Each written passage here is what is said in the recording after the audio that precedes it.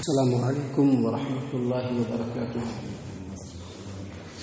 اعوذ باللہ من الشیطان الرجیم، بسم اللہ الرحمن الرحیم۔ وَلَقَدْ أَنزَلْنَا إِلَيْكَ آيَاتٍ بَيِّنَاتٍ وَمَا يَكْفُرُ بِهَا إِلَّا الْفَاسِقُونَ أَوَكُلَّمَا عَاهَدُوا عَهْدًا نَبَذَهُ فَرِيقٌ مِّنْهُمْ بَلْ أَكْثَرُهُمْ لَا يُؤْمِنُونَ وَلَمَّا جَاءَهُمْ رَسُولٌ مِّنْ عِندِ اللَّهِ مُصَدِّقٌ لِّمَا مَعَهُمْ نَبَذَ فَرِيقٌ مِّنَ الَّذِينَ أُوتُوا الْكِتَابَ كِتَابَ اللَّهِ وَرَاءَ ظُهُورِهِمْ كَأَنَّهُمْ لَا يَعْلَمُونَ۔ محترم سامعین کرام، سورۃ البقرہ سورہ نمبر 2 اور اسی سورت سے آیت نمبر 99، 100، 101، یہ تین آیات یعنی 99، 100، 101، یہ تین آیات آپ کے سامنے تلاوت کی گئی۔ سامعین کرام، اللہ تبارک و تعالیٰ نے فرمایا، جو پہلی آیت کریمہ آج تلاوت کی گئی آیت نمبر 90 پر 9 یعنی 99، اس میں اللہ تبارک و تعالیٰ نے محمد عربی صلی اللہ علیہ وسلم کو مخاطب کرتے ہوئے فرمایا، وَلَقَدْ أَنزَلْنَا إِلَيْكَ آيَاتٍ بَيِّنَاتٍ وَمَا يَكْفُرُ بِهَا إِلَّا الْفَاسِقُونَ۔ اے محمد صلی اللہ علیہ وسلم، ہم نے آپ کی طرف بالکل واضح اور روشن آیات نازل فرمائی، اور ان آیات کا انکار صرف نافرمان لوگ ہی کرتے ہیں۔ سامعین کرام، مخاطب نبی اکرم صلی اللہ علیہ وسلم کو ہے، اور یہودیوں کے بارے میں بتلایا جا رہا ہے۔ بتلایا یہ جا رہا ہے، جیسا کہ حافظ ابو جعفر ابن جریر طبری رحمہ اللہ تفسیر الطبری کے اندر وَلَقَدْ أَنزَلْنَا إِلَيْكَ آيَاتٍ بَيِّنَاتٍ، اے محمد صلی اللہ علیہ وسلم، ہم نے آپ کی طرف بالکل واضح اور روشن آیات نازل فرمائی۔ اس کے بارے میں فرماتے ہیں کہ اللہ تبارک و تعالیٰ نے محمد صلی اللہ علیہ وسلم کو قرآن کریم کی شکل میں اور وحی کی شکل میں ایسی واضح اور روشن آیات نازل فرمائی ہے کہ جس کو سن کر کے کوئی بھی انصاف پسند آدمی ہر حال میں اس کے اوپر ایمان لائے گا۔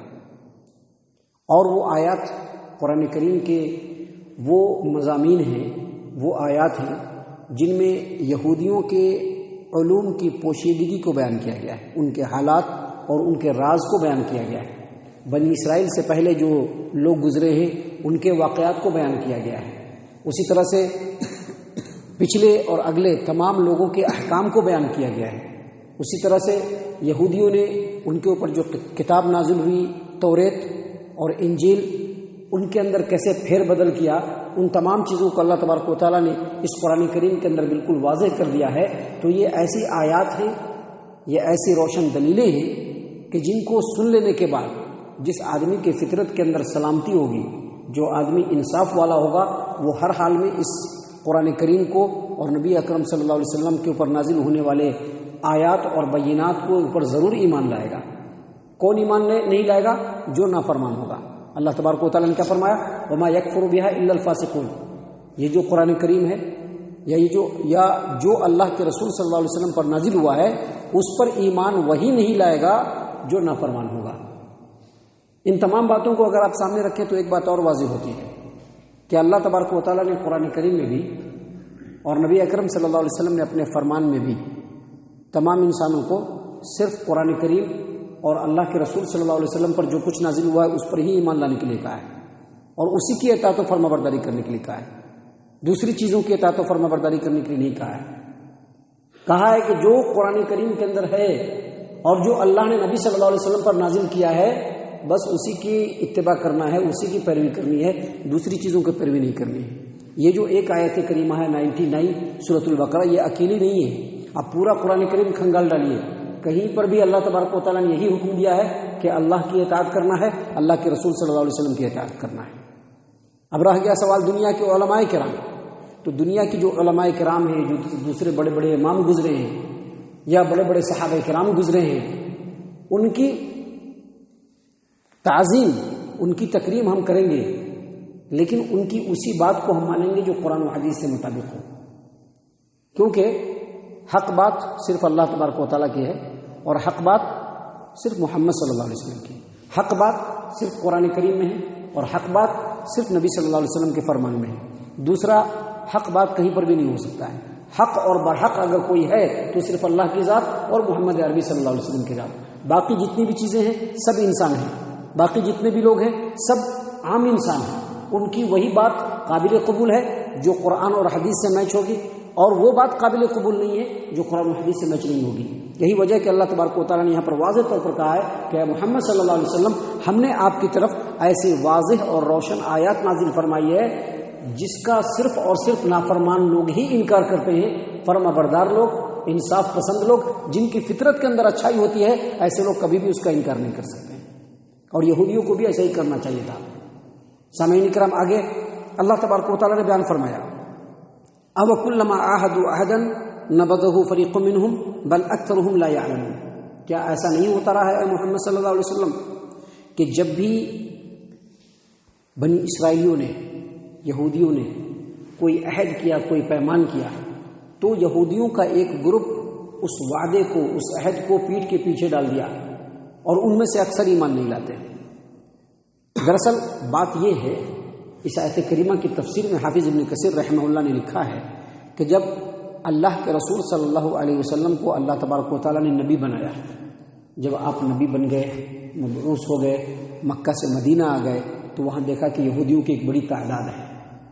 تو آپ صلی اللہ علیہ وسلم کو قرآن کریم کے ذریعے سے معلوم ہو گیا کہ اللہ تبارک و تعالیٰ نے یہودیوں سے توریت کے اندر وعدہ لیا تھا.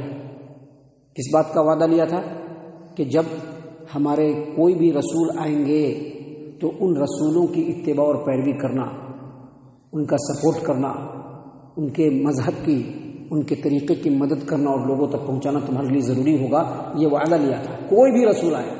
اور یہ بھی وعدہ تھا کہ اخیر میں بھی ایک رسول آنے والے ہیں جو فلاں فلاں جگہ پر آئیں گے، جن کے ساتھ ایسے ایسے واقعات ہوں گے. اگر وہ رسول آ جائیں تو اس رسول کی بھی اتباع کرنی ہے، پیروی کرنی ہے، اس پر ایمان لانا ہے. یہ وعدہ اللہ تبارک و تعالیٰ نے توریت کے اندر بھی یہودیوں سے لیا تھا، بنی اسرائیل سے لیا تھا. محمد صلی اللہ علیہ وسلم کو یہ بات قرآن کریم کے ذریعے سے، وحی کے ذریعے سے معلوم ہوئی، تو آپ صلی اللہ علیہ وسلم یہودیوں کے پاس گئے اور خاص طور سے وہی وعدہ یاد دلایا کہ اللہ تبارک و تعالیٰ نے تم لوگوں سے تمہاری کتاب میں اللہ تبارک و تعالیٰ نے تم لوگوں سے وعدہ لیا تھا کہ جب محمد عربی صلی اللہ علیہ وسلم نبی بن کر کے آئے تو ان پر ایمان لانا، اب اس وعدے کو پورا کرو. تو فوراً یہودیوں نے کیا کہا کہ نہیں، اللہ تبارک و تعالیٰ نے کوئی وعدہ ہم سے نہیں لیا ہے. تو اللہ نے فوراً یہ آیت کریمہ نازل کی. کیا نازل کی؟ او کلما عاہدوا عہدا نبذہ فریق منہم بل اکثرہم لا یؤمنون. اللہ تبارک و تعالیٰ نے فرمایا کہ یہ کوئی نئی بات نہیں کہ آپ نے جو ان کو وعدہ یاد دلایا تو وہ توڑ دے رہے. نہیں، جب بھی ان سے کوئی وعدہ لیا گیا تو اس وعدے کو انہوں نے ضرور توڑا. یہودیوں سے جب بھی کوئی وعدہ لیا گیا، جب بھی اللہ تبارک و تعالیٰ نے کسی رسول کو بھیجا اور یہودیوں سے کوئی وعدہ لیا تو اس وعدے کو ان لوگوں نے ضرور توڑا. اللہ تبارک و تعالیٰ نے فرمایا بل اکثرہم لا یؤمنون، ان میں سے اکثر بے ایمان ہیں. امام ابن ابی حاتم نے تفسیر ابن ابی حاتم کے اندر، یہ جو امام لوگوں کا جو میں نام لیتا ہوں نا، یہ کوئی آج کل کے امام صاحب لوگ نہیں ہے. یہ جو کچھ ایسے امام ہیں جو چاروں امام سے بھی پہلے کے ہیں، صحابی کے بعد کے امام ہیں، جنہوں نے صحابی سے علم حاصل کیا. ایسے لوگوں، ایسے اماموں کی میں بات کر رہا ہوں. یہ مت سمجھیے گا کہ ہم جو اہل حدیث ہیں ہم اماموں کو نہیں مانتے، ایسا نہیں، اماموں کو مانتے ہیں. امام کی قدر و قیمت اور ان کی قدر و منزلت ہماری نظر میں بہت بڑھ کر کے ہے، کیونکہ علم انہی کے ذریعے سے آیا ہے. پیارے رسول صلی اللہ علیہ وسلم کا جو علم ہے انہی کے ذریعے سے آیا. ہاں، ہم لوگ کسی ایک امام کو خاص نہیں کرتے ہیں کہ ایک امام کو خاص کر لیا بس انہی کے پیچھے چل رہے ہیں. ان کی بات قرآن کے مطابق ہو تب بھی لے لیں گے، ان کی بات قرآن اور حدیث کے مطابق نہیں ہو تب بھی ہم لے لیں گے. ہم ایسا نہیں کر سکتے. وہ ایک امام نہیں دنیا میں آئے، دنیا میں بے شمار امام آئے ہیں. سبوں نے اللہ کے رسول صلی اللہ علیہ وسلم کے دین کو پھیلایا ہے، قرآن کو پھیلایا ہے، حدیث کو پھیلایا ہے، اللہ کے رسول صلی اللہ علیہ وسلم کی تعلیمات کو پھیلایا ہے. تو یہاں پر جو آیت کریمہ ہے بل اکثرہم لا یؤمنون، ان میں سے اکثر بے ایمان ہیں، اس کے بارے میں امام ابن ابی حاتم نے تفسیر ابن ابی حاتم کے اندر حسن بصری رحمہ اللہ، جو کہ بہت بڑے تابعی ہیں جنہوں نے صحابی سے علم حاصل کیا ہے، حسن بصری رحمہ اللہ فرماتے ہیں کہ دنیا کی تاریخ میں کوئی ایسا عہد، کوئی ایسا وعدہ نہیں ہے جو بنی اسرائیلیوں سے لیا گیا ہو اور جس وعدے کو انہوں نے توڑا نہیں ہو. ہر وعدے کو توڑا. آج ایک وعدہ کرتے، کل اس وعدے کو توڑ دیتے. لہٰذا نبی صلی اللہ علیہ وسلم آپ کو گھبرانے کی ضرورت نہیں، ان کا یہی حال ہے. اسی لیے اللہ تبارک و تعالیٰ نے فرمایا وَكُلَّمَا عَاهَدُوا عَهْدًا نَبَذَهُ فَرِيقٌ مِّنْهُمْ بَلْ أَكْثَرُهُمْ لَا يُؤْمِنُونَ. کیا ایسا نہیں ہوتا رہا کہ جب بھی ان سے کوئی وعدہ لیا گیا تو یہودیوں کے ایک گروپ نے اس وعدے کو توڑ دیا اور ان میں سے اکثر ایمان نہیں لاتے. سامعین کرام، جو آخری آیت کریمہ آج تلاوت کی گئی آیت نمبر 101، اس میں اللہ تبارک و تعالیٰ نے فرمایا وَلَمَّا جَاءَهُمْ رَسُولٌ مِّنْ عِندِ اللَّهِ مُصَدِّقٌ لِّمَا مَعَهُمْ نَبَذَ فَرِيقٌ مِّنَ الَّذِينَ أُوتُوا الْكِتَابَ كِتَابَ اللَّهِ وَرَاءَ ظُهُورِهِمْ كَأَنَّهُمْ لَا يَعْلَمُونَ. اور جب کبھی ان کے پاس اللہ کی طرف سے کوئی رسول آتا، جو رسول ان کے پاس جو موجود کتاب ہے توریت اس کی تصدیق کرتا، تو اللہ تبارک و تعالیٰ فرماتے ہیں نبذ فریق من الذین اوتوا الکتاب، تو اہل کتاب میں سے ایک گروپ خود اپنے ہی کتاب کو پیٹ کے پیچھے ڈال دیتا ہے، اور گویا وہ اس کتاب کو جانتے ہی نہیں تھے. نبذ فریق من الذین اوتوا الکتاب کتاب اللہ وراء ظہورہم. جب بھی کوئی رسول آتا اور رسول آنے کے بعد یہ تصدیق کرتا کہ آپ کے پاس جو کتاب ہے وہ اللہ کی کتاب ہے، تو صرف وہ اس رسول کو ہی نہیں اپنی کتاب کو بھی پیٹ کے پیچھے ڈال دیتے تھے، اس کو بھی نہیں مانتے تھے، اور جو ان کے دل میں چاہتا تھا وہی کرتے تھے، گویا وہ کتاب کو جانتے ہی نہیں. یہ ہمیشہ ہوا. موسیٰ علیہ السلام کے بعد بہت سارے رسول آئے. جب عیسیٰ علیہ السلام آئے تو ان لوگوں نے عیسیٰ علیہ السلام کو بھی ماننے سے انکار کر دیا، کہا کہ نہ ہم نہیں مانیں گے، ہم صرف موسیٰ کو مانیں گے. حالانکہ موسیٰ نے جو کچھ بتلایا اس کو، اور جو کچھ توریت میں تھا اس کو بھی وہ لوگ نہیں مانتے تھے، صرف اپنی نفسانی خواہشات کو مانتے تھے. اسی لیے اللہ تبارک و تعالیٰ نے کہا کہ نبذ فریق من الذین اوتوا الکتاب کتاب اللہ وراء ظہورہم. اہل کتاب کے ایک گروپ نے اپنی ہی کتاب کو پیٹ کے پیچھے ڈال دیا. حافظ ابن کثیر رحمہ اللہ نے تفسیر ابن کثیر کے اندر فرمایا ہے کہ امام سدی فرماتے ہیں اس آیت کریمہ کی تفسیر میں کہ جب اللہ کے رسول صلی اللہ علیہ وسلم کو نبی بنا کر کے اللہ تبارک و تعالیٰ نے بھیجا اور آپ کے اوپر قرآن کریم کو نازل فرمانا شروع کیا، تو یہودیوں نے، اہل کتاب نے سوچا کہ اس قرآن کا توریت سے مقابلہ کیا جائے گا. لیکن جب توریت کو کھول کر کے پڑھنا شروع کیا اور قرآن کریم کے مضمون کو پڑھ کر کے قرآن کریم کی باتوں کو پڑھنا شروع کیا تو حیرت میں پڑ گئے کہ جو بات قرآن میں وہی توریت کے اندر ہے، اب کیسے مقابلہ ہوگا؟ اب تو جو کچھ قرآن میں نازل ہو رہا ہے وہ تو توریت کے اندر بھی ہے، جو حکم توریت کے اندر دیا گیا ہے وہی قرآن کے اندر بھی ہے، اب کیا کیا جائے؟ انہوں نے کیا کیا، بس توریت کو سائڈ لگا دیا، بس اب ہم کو توریت بھی نہیں چاہیے، اور جادو ٹونا ادھر ادھر کے پیچھے پڑ گئے. محترم سامعین کرام، آگے اس کی پوری تفصیل ہے، لیکن بتلانا یہاں پر مقصود یہ ہے کہ یہ حال صرف یہودیوں کا نہیں ہے، ہر دور میں ایسے انسان ہوتے رہے ہیں جن کے سامنے اللہ کی کتاب آتی ہے نہیں مانتے ہیں، بس اپنی نفسانی خواہشات کو مانتے ہیں.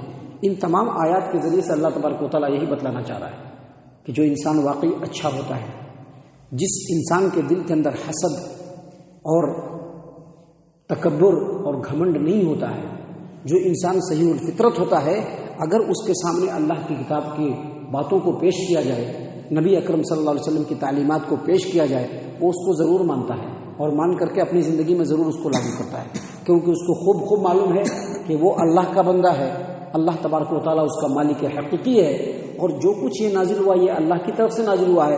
لہٰذا اس کو ماننا، اس کو ایکسیپٹ کرنا اور اس کو مان کر کے اس کو فالو کرنا، یہ اس کی ذمہ داری ہے، اور اسی میں اس کے لیے دنیا اور آخرت دونوں کی کامیابی ہے. اللہ تعالیٰ سے دعا ہے کہ اللہ تعالیٰ ہم تمام کو ان تمام باتوں کے اوپر خوب ٹھنڈے دل سے غور و فکر اور تدبر کرنے کی توفیق عنایت فرمائے. اللہ تبارک و تعالیٰ ہم تمام کو صحیح معنوں میں پکا سچا مومن مسلمان بنائے. اللہ اور اس کے رسول صلی اللہ علیہ وسلم کی اتباع اور پیروی کرنے کی توفیق عنایت فرمائے. صحابہ کرام رضی اللہ عنہم کے طریقے پر چلائے. بزرگان دین جو حق پہ قائم رہے، اللہ تبارک و تعالیٰ ہمیں بھی انہی کے نقش قدم پر چلنے والا بنائے. جنت الفردوس میں جگہ عطا فرمائے. اے اللہ ہم تمام کو جہنم سے پناہ دے. اے رب العالمین ہم تمام کو جہنم سے پناہ دے. اے مالک الملک ہم تمام کو جہنم سے پناہ دے. آمین یا رب العالمین. وما علینا الا البلاغ المبین.